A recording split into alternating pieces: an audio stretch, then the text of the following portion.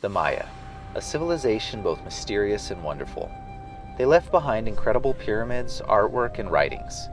Their civilization flourished in the steamy jungles of southern Mexico and Central America for centuries. Then suddenly they seemed to vanish. Their great cities were abandoned and left to decay. The reason why is still not fully known, but the Maya didn't actually vanish. They're still here, living in the lands where their forefathers dwelt. These are not the warriors depicted in Maya glyphs and monuments, but the common folk, the farmers and the peasants. They have been victims to the cruelties of conquest and subjugation through the centuries, yet they have lived on, ancient people now living in a modern world. Are we there yet?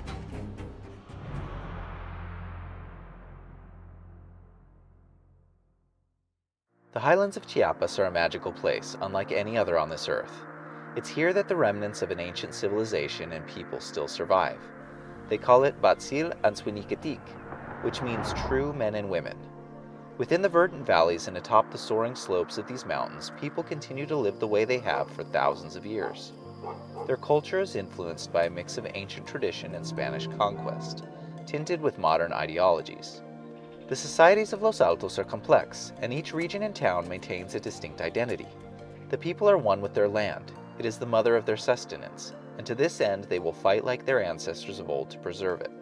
The extreme poverty of the region dictates a subsistence life of daily struggle. Yet at its heart, Los Altos is a place of peace and exceptional beauty, a place where the land and its protectors live in harmony amidst the clouds.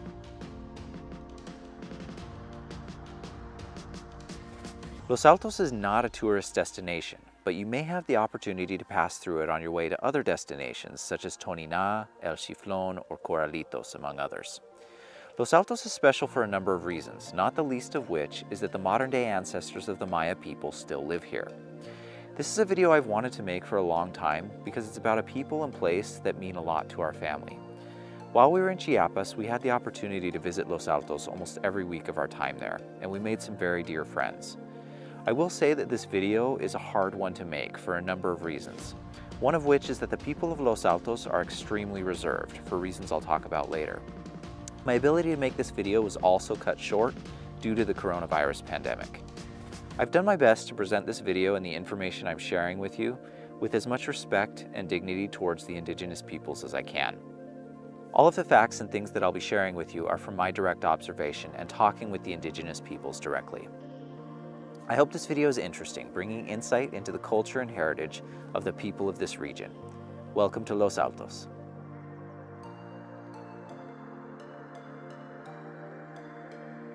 They speak three primary Mayan languages in Los Altos: Chol, Tzotzil, and Celtal, the latter two being spoken by the majority. These languages have similarities, but are not the same, and even within the same language, there are regional dialects and differences.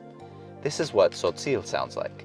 Kuchaal slumal batsibinik ant, skaktik ta aye lekil kushtehal ta epal abil. And here is Celtal. Slumal batsil vinik ans bayalbi pahalyah nabetik sba. Both these languages are almost exclusively spoken, and although they can be written, the literacy rate in Los Altos is extremely low.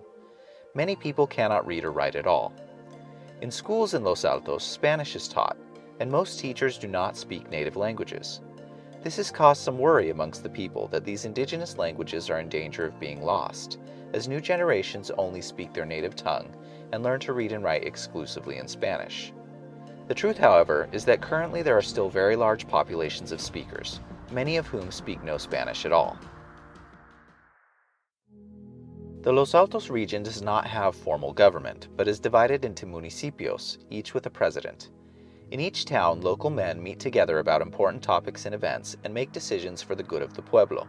There is no state or federal police presence, and laws and town boundaries are enforced by the people.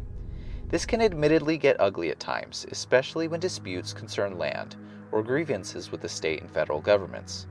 Towns that border one another sometimes fight, and invariably, people die. When we were there, we once heard of a man having tires thrown around him and being burned because one village thought he was a spy from a disputing town. As crazy and scary as this sounds, you have to understand where these people are coming from. The indigenous people of Mesoamerica have a history of being persecuted and driven from their lands. The Spanish conquest of Mexico was a time of much fear and bloodshed for the indigenous peoples. In the Los Altos region, several wars were fought that were extremely violent.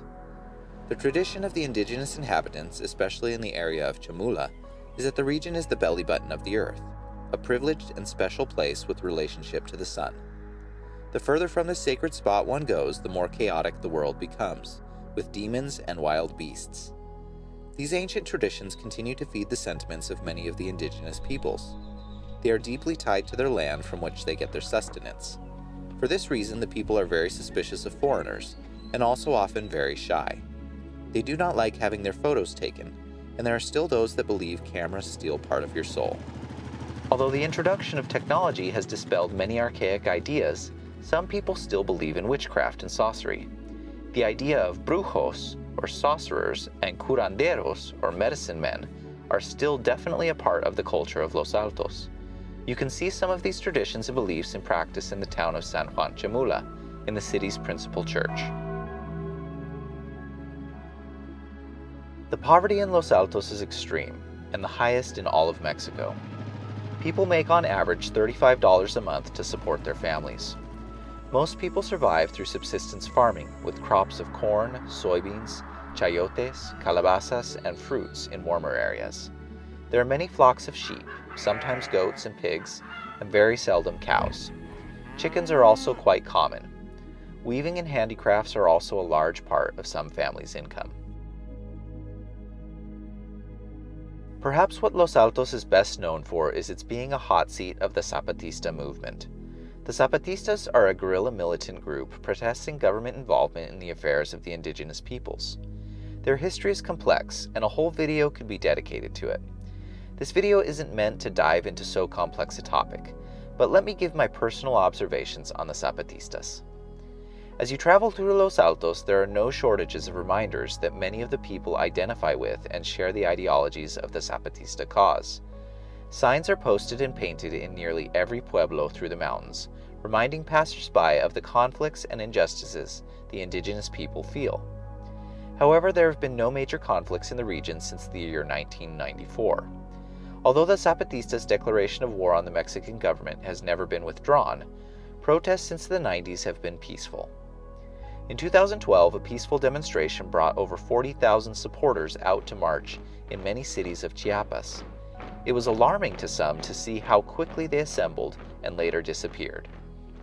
The truth of the matter is that most indigenous peoples of the region would take up the Zapatista cause if they believed it would protect their livelihood and lands. The sentiment of injustice persists, not necessarily because the people of Los Altos are continually wronged, but because of deep cultural identity. The people of Los Altos are amazing and incredibly resourceful. The things that they can make with their hands are nothing short of amazing, from beautiful bags and bolts of cloth to even something so fine as a necktie. Women weave intricate clothes and bolts of cloth on traditional backstrap looms, which are brought to places such as San Cristobal to sell. One only need visit the plaza downtown or the artisan market to see and buy these wares.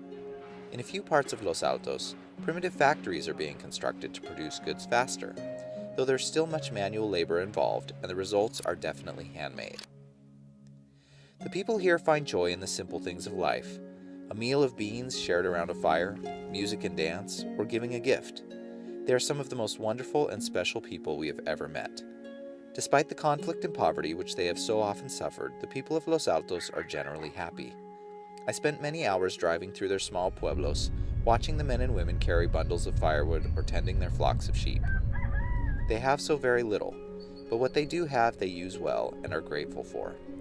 They are survivors in the deepest sense, and it is their strong wills and fierce love of the land that have lasted them through thick and thin.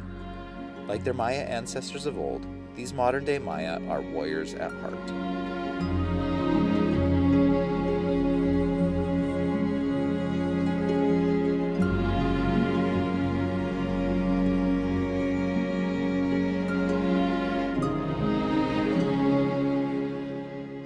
So I'll never forget our last day in Los Altos before we had to leave Mexico due to the coronavirus pandemic. I want to share something that I wrote down in my journal from that experience.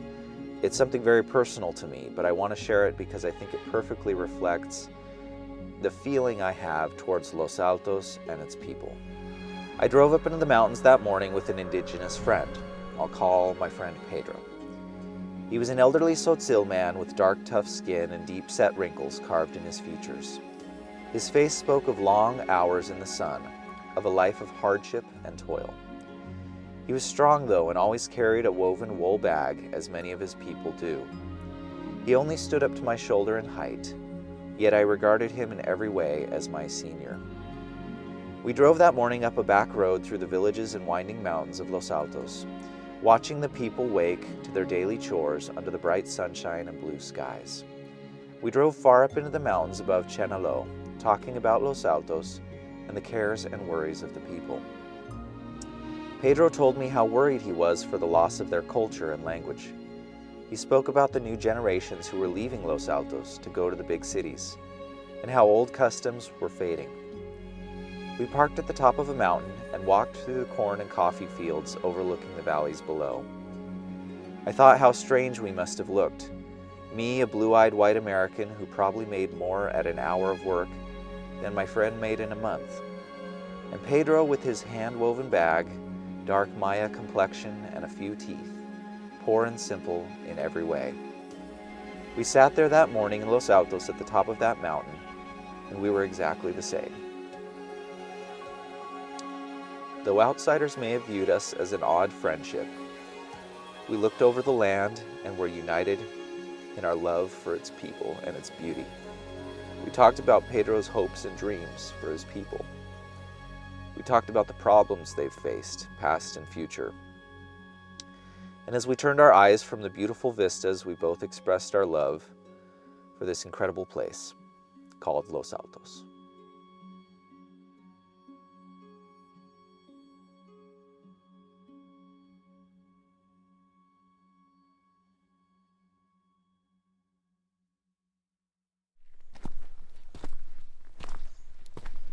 Are we there yet?